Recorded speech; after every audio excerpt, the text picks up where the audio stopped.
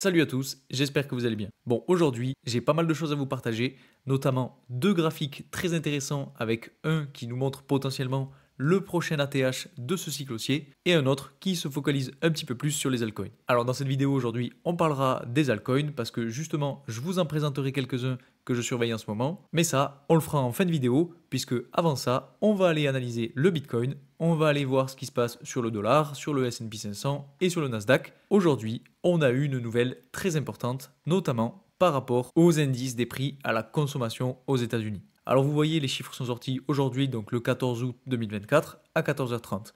Et donc ce qui s'est passé, en gros, c'est qu'on a eu une baisse du pourcentage. Donc on est passé de 3% à 2,9% avec une prévision qui était à 3%. Donc c'est très bon signe pour les actifs risqués et donc pour les crypto-monnaies, puisque ça montre donc que finalement l'inflation aux États-Unis est en train de diminuer et donc que les gens vont pouvoir se tourner de façon plus sereine vers les actifs risqués. Et justement, ce qui est très intéressant par rapport à ce chiffre, c'est que si on regarde un petit peu le graphique du Bitcoin avec des chandelles de 30 minutes, on voit qu'aujourd'hui, à 14h30, on a eu une correction d'environ 5% sur le Bitcoin, ce qui n'est pas forcément en corrélation avec ce qu'on a juste ici. Et en fait, finalement, ce qu'il faut savoir aussi, c'est qu'on a un autre chiffre qui est donc l'indice des prix à la consommation sous-jacent et qui montre cette fois-ci donc une diminution par rapport au mois précédent, mais par contre qui reste égal à la prévision, donc à ce qui était prévu par le consensus. Donc finalement, on n'a pas eu de réelle baisse, puisque si on était tombé à 3, voire 3,1, on aurait potentiellement pu casser à la hausse le niveau de résistance qu'on a juste ici, parce que oui, attention, hein,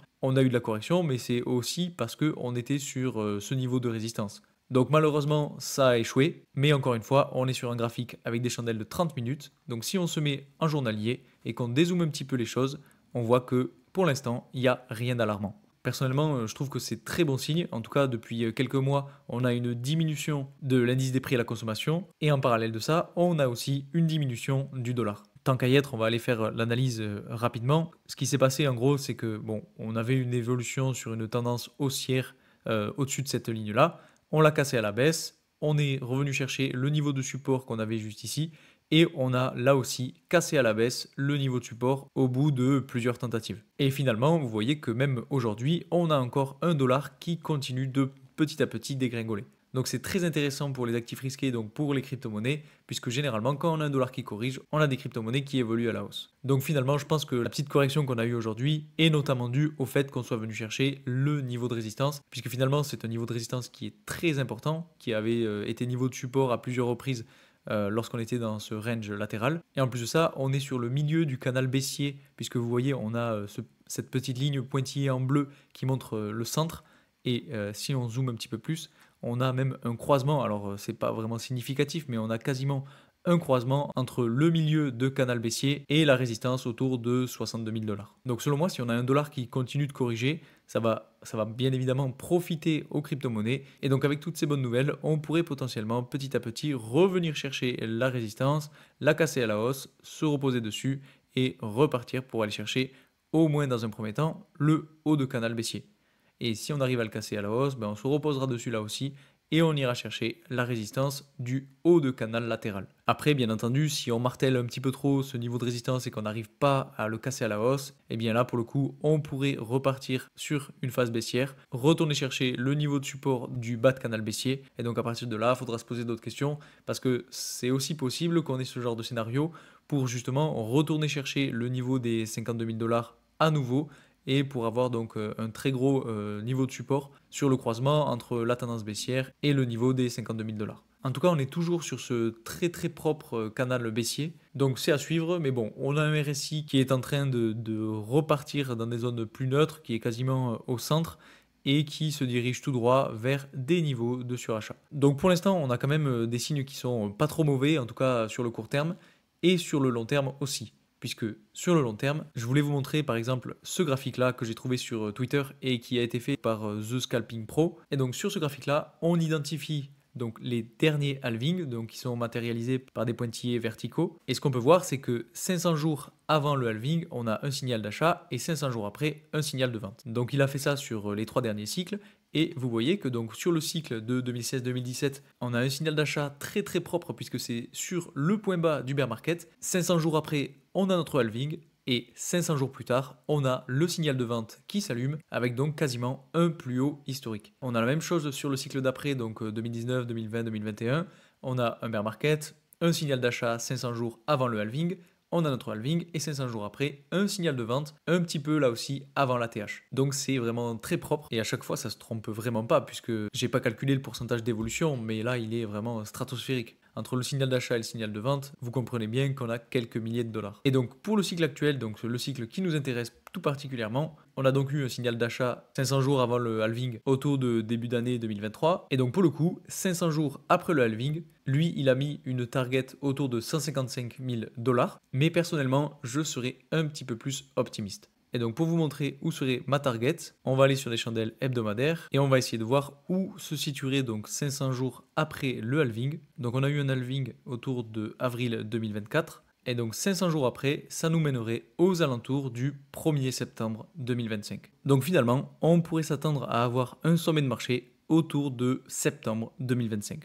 Et pour essayer de voir un petit peu où est-ce que pourrait se situer le prix à ce moment-là, eh bien, je vous propose d'aller voir le Bitcoin Rainbow Chart. Donc, c'est un indicateur qui découpe en fait en plusieurs couleurs l'évolution du prix du Bitcoin. Et donc, généralement, quand on arrive sur des sommets de marché, on a un prix qui se rapproche des zones rouges orangées. Vous voyez, à chaque fois, on est allé chercher les zones les plus rouges, sauf sur le dernier bull run où on s'est arrêté à l'avant-dernière couche. Et donc, si on essaie de voir où est-ce qu'on pourrait se situer autour de septembre 2025, on a des zones les plus rouges qui sont au-delà des 200 000 dollars. Donc si on s'arrête à la deuxième strate, on serait entre 229 000 et 298 000 dollars. Donc ce serait vraiment très intéressant de pouvoir aller chercher ce type de strat. Et c'est aussi pour ça que je vous disais que j'étais un petit peu plus optimiste que lui à ce niveau-là. Mais bon, pour le coup, chacun son avis. C'est encore une fois que de la spéculation. Donc on en reparlera en septembre 2025. Rapidement, on n'a pas parlé du S&P 500 et du Nasdaq, mais il y a quand même des choses à voir. Donc là, c'est pareil, on est sur des chandelles hebdomadaires. Ce qui est très intéressant, c'est cette belle chandelle qu'on a fait juste ici sur la semaine du 5 août, avec donc une belle phase de correction qu'on avait eue, comme je vous l'expliquais la semaine dernière, qui faisait suite notamment aux annonces de potentielle récession aux États-Unis. Et donc ça a mis beaucoup de panique sur le marché. Et finalement, ensuite, on a bien ravalé toute la baisse. Et on est bien reparti. Si on mesure, en 2 semaines, on a quand même eu 7% d'évolution à la hausse. Et pour du S&P 500, franchement, c'est pas mal.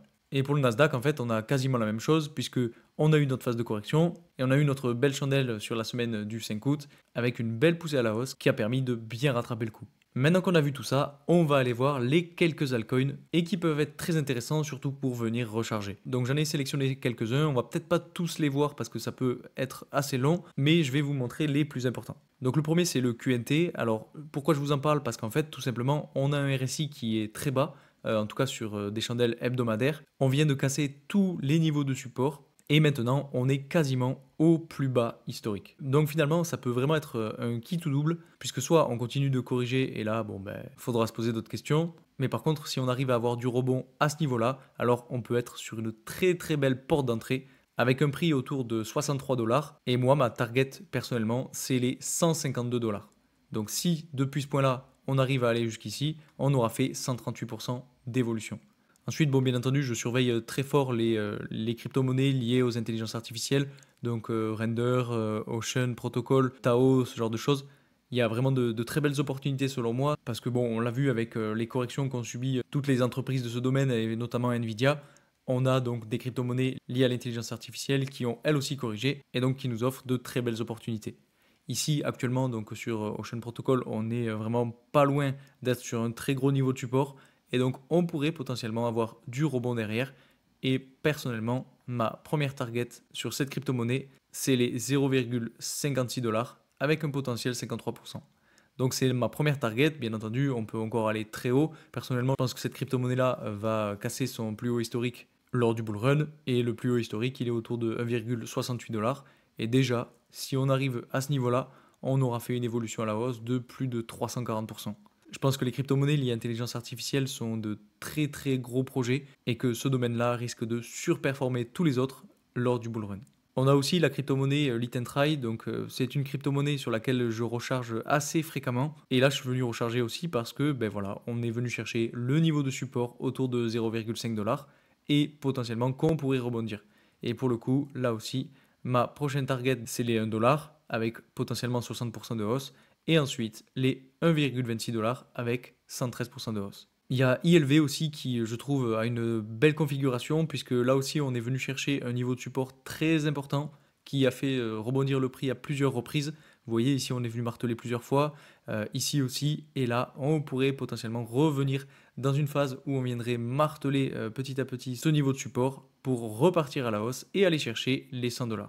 Et de la même façon, si on va jusqu'ici, on aura atteint ma première target et on sera sur du 151%. Bon, Tao, c'est un petit peu comme pour toutes les autres crypto-monnaies liées à l'intelligence artificielle. On est sur des niveaux de support. Il y a de belles opportunités selon moi. On a connu une phase de correction assez importante. Donc, c'est toujours bien de savoir recharger durant les phases de correction. Je m'acharne aussi un petit peu, peut-être un petit peu trop même d'ailleurs, sur Origin. On a une crypto-monnaie qui est retournée chercher un niveau de support très important. On a un RSI qui est assez bas. Donc, on pourrait avoir là aussi une belle porte d'entrée pour venir recharger.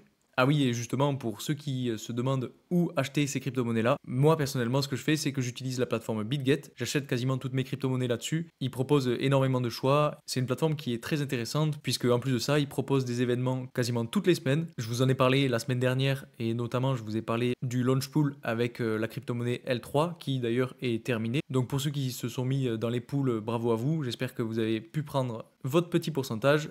Après, bien entendu, il n'y a pas que ça. Vous pouvez faire du trading en spot, en futur. Vous pouvez aussi faire du stacking avec plusieurs crypto-monnaies avec des pourcentages assez intéressants. Vraiment, ça, peut-être que j'en parlerai un petit peu plus en détail dans une prochaine vidéo, mais c'est quand même pas mal si vous voulez faire travailler vos cryptos. Je trouve que BitGet, c'est vraiment une plateforme qui propose de très beaux pourcentages avec de très belles opportunités. Donc, je vous conseille vraiment d'aller jeter un œil. Et puis, bien entendu, par rapport à ça, vous avez mon lien de parrainage en description qui vous permet d'avoir un bonus à l'inscription et qui vous permet aussi d'avoir des réductions sur tous vos frais.